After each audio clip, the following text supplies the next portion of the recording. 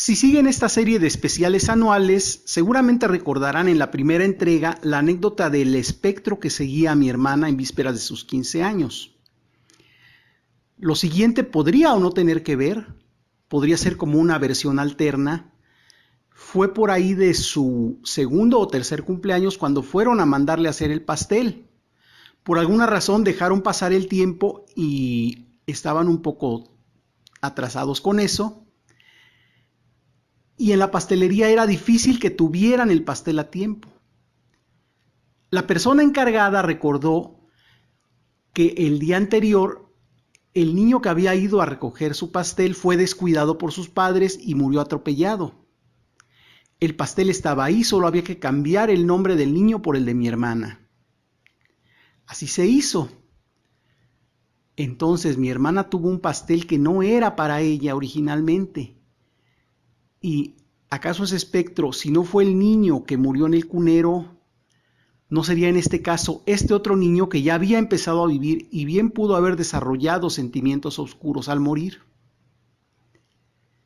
La verdad está, como siempre, bastante lejos de alcanzarse.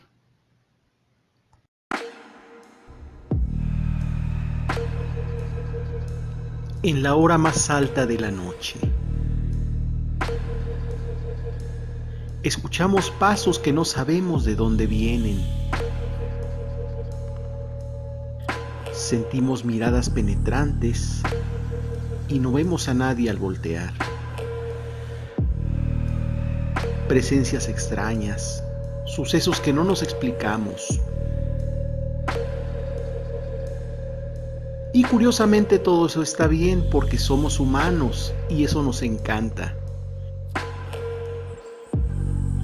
Porque es natural en nosotros esa fascinación por lo oculto.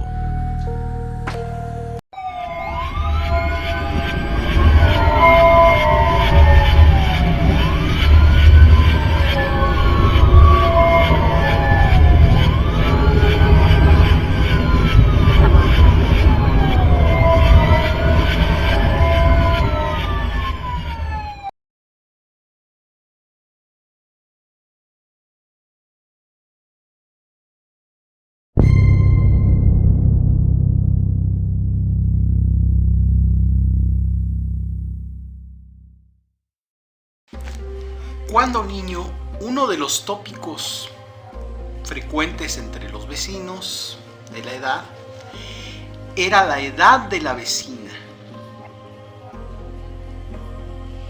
Muchos de estos niños sostenían que la señora tenía más de 100 años y tenía fotos que probaban que su juventud había sido en los años 20 del siglo pasado. Sí, ya pasaría actualmente de los 100 años, pero no vivió tanto.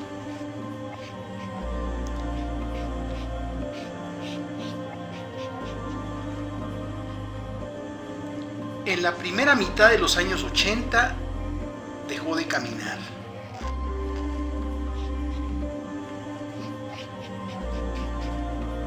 Se sentaba en la puerta de la que era su casa, ahí veía pasar el mundo. Había vecinos que se detenían a platicar con ella, porque con la edad que tenía pues sabía muchas cosas. Y aunque no, se sabía un chorro de chistes. Y fue a principios de los 90 cuando simplemente dejó de salir. Ya no se le veía en su puerta.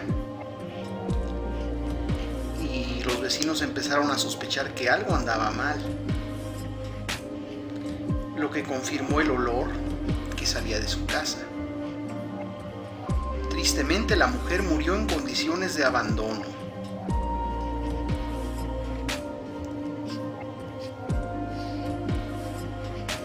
Como dije, los adultos la estimaban mucho.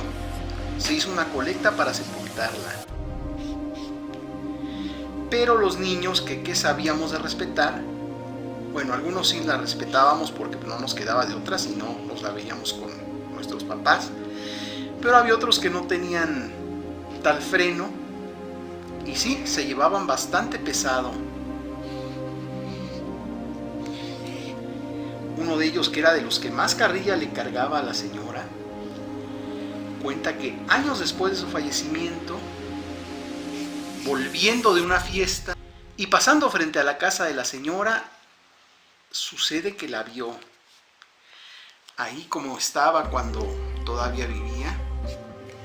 Se le quedaba viendo y lo llamaba con el dedo, sin perder la sonrisa que la caracterizaba. El vecino pues se aterrorizó. Él ya sabía que ella no estaba aquí.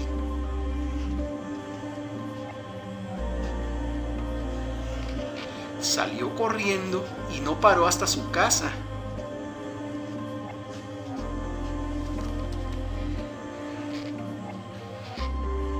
Ya después contaba la anécdota y decía, no, yo la vi, ahí estaba y me llamaba. Yo no sé qué quería. Es que yo sí me manchaba con ella. Yo sí era mandado. No, que llegó a mi casa, ya le pedí perdón de todas las que le haya podido hacer, porque pues no. Yo ya no la quiero ver cuando vuelva de noche.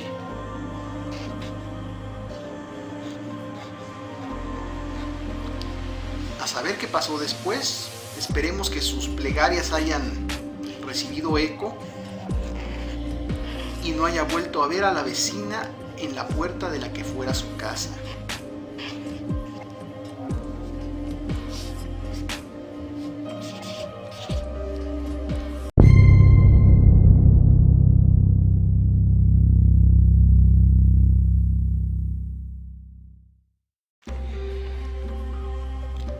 En la calle hace años lo conocían como el niño que toca la guitarra.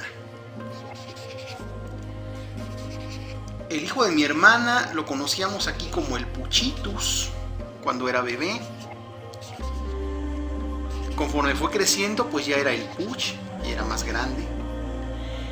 Y de él hay incluso un álbum en mi página de Facebook de algunos dibujos que le hice. Bueno, ya dijimos que era el hijo de mi hermana y de las cosas que vio mi hermana en su juventud, pues ya hemos hablado. Y la pregunta es si el Puch, ese niño peloncito, llegó a heredar algo de lo que mi hermana tenía. Pues de hecho fue una vez que quiso que mi mamá lo llevara al cerro con unos amiguitos, o sea, ella iba de chaperona. Cuando, bajando del cerro, hay que decir que por la altura a la que vivimos del Cerro de la Estrella, la entrada es a través del Panteón Civil de San Nicolás Tolentino. Ahí, llegado el momento, hay una barda que separa el panteón del cerro y esa barda está convenientemente rota, por lo que es el acceso más fácil de donde vivimos al cerro. Pero cuando vas a subir tienes que bajar antes de las 6 de la tarde, si no te cierran el panteón y te quedas ahí entre las tumbas. Cuenta mi madre que ya venían bajando el Puch, los amiguitos, ella cuidándolos, cuando en una pequeña cripta el Puch de pronto aceleró el camino y fue a asomarse a la cripta y la recorrió de un lado a otro, lo que extrañó a todos. Le preguntaron qué pasó. Dice, no, pues es que había una niña ahí junto y estaba solita. No había nadie cuidándola. Yo dije, se va a perder o se va a caer. Pero pues no, ya no estaba la niña ahí. Se intrigaron y de pronto uno de los amiguitos vio lo que había en la cripta. Y en efecto, era la tumba de una niña. La niña que mi sobrino había visto.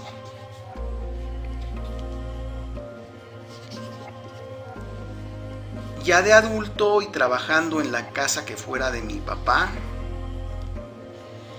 donde también vivían mi abuela y mi tío en la planta alta,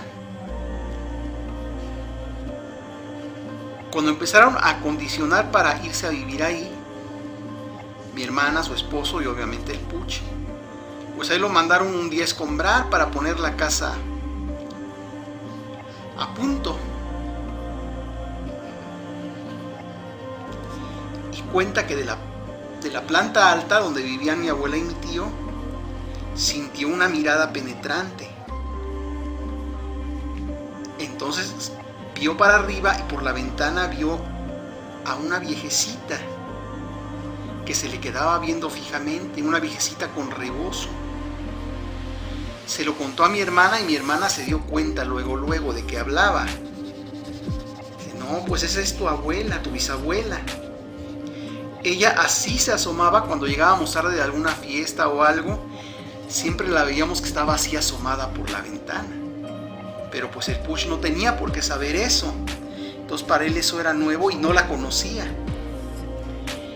Ya después mi hermana misma fue la que llevó al Puch al cuarto, que estaba todavía como lo había dejado mi abuela. Y le dijo, abuelita, este es tu bisnieto, es mi hijo, él va a vivir aquí. No es un extraño, te lo encargo. Él va a estar aquí con nosotros. Sí, desde entonces ya él no vio nada, el Puchitus. Y de hecho ahora de adulto, en ese cuarto donde vivía la abuela, es donde él está empezando su vida con su actual pareja. Así que queda claro que pues las apariciones cesaron en ese momento. En el momento en que mi hermana le encarga a su hijo a la abuela.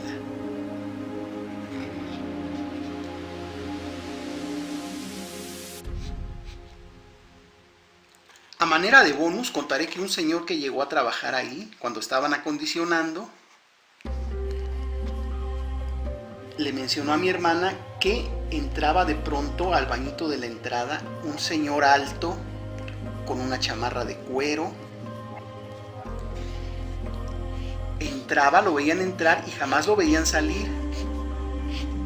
Un señor alto con una chamarra de cuero. Para mi hermana en ese momento y cuando nos lo contó, nos lo dejó claro, nos quedó claro a nosotros también.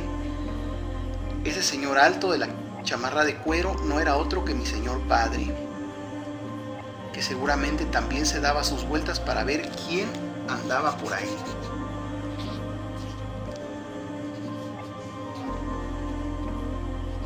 Así que, como siempre les digo, mi casa es su casa, pero ya ustedes sabrán si se quieren quedar ahí.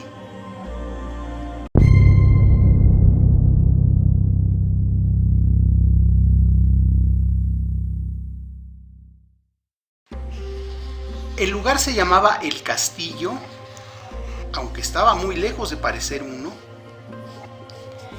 Eran las viejas tierras de mi abuelo. El lugar era grande, así que cuando hacían una fiesta, el lugar de dicha fiesta quedaba algo lejos de la casa. Y pues había que tomar sus precauciones, más cuando había gente extraña en los terrenos. Así que le tocó a uno de mis tíos, al mayor de ellos, junto a uno de sus más grandes amigos, ir a ver cómo estaba la casa. Para esto tomaron unos olotes, que es lo que queda de un elote cuando ya le comieron el grano. Que bueno, allá los olotes son multiusos. Vamos, que hasta son sustitutos del papel higiénico, no pregunten. El caso es que mojaron en aceite los olotes y así se improvisaron unas antorchas, que era con lo que se fueron alumbrando. Vamos, en esos días, ¿cuál luz eléctrica ni nada de eso? Allá va mi tío con su amigo a checar que la casa estuviera en orden. Estaba algo retirada, quedamos en que eran terrenos grandes, así que tardaron un poquito en llegar.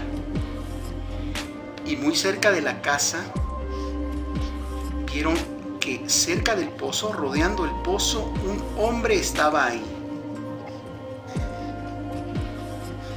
Un hombre algo alto, corpulento, pero la principal seña que tenía este fulano no tenía cabeza.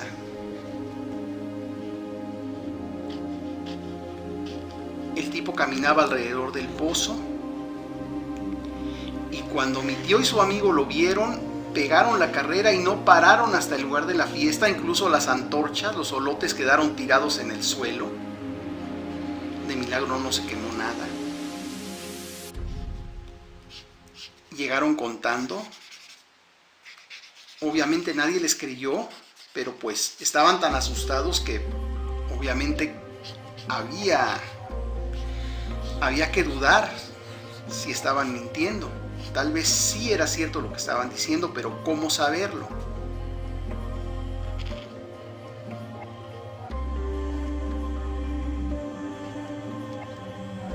Los dos pobres muchachos, entonces muchachos, pues acabaron con fiebre y una diarrea tremenda. Tardaron mucho en reponerse de la visión. Tiempo después, ya no habiendo fiesta, una tía tuvo la necesidad de salir. Tristemente estaba lloviendo y de pronto nada más la familia oyó el grito y salieron a verla. La encontraron tirada. Y cuando recupera el conocimiento, cuenta exactamente lo mismo que mi tío, lo mismo que su hermano. Un hombre sin cabeza caminando alrededor del pozo.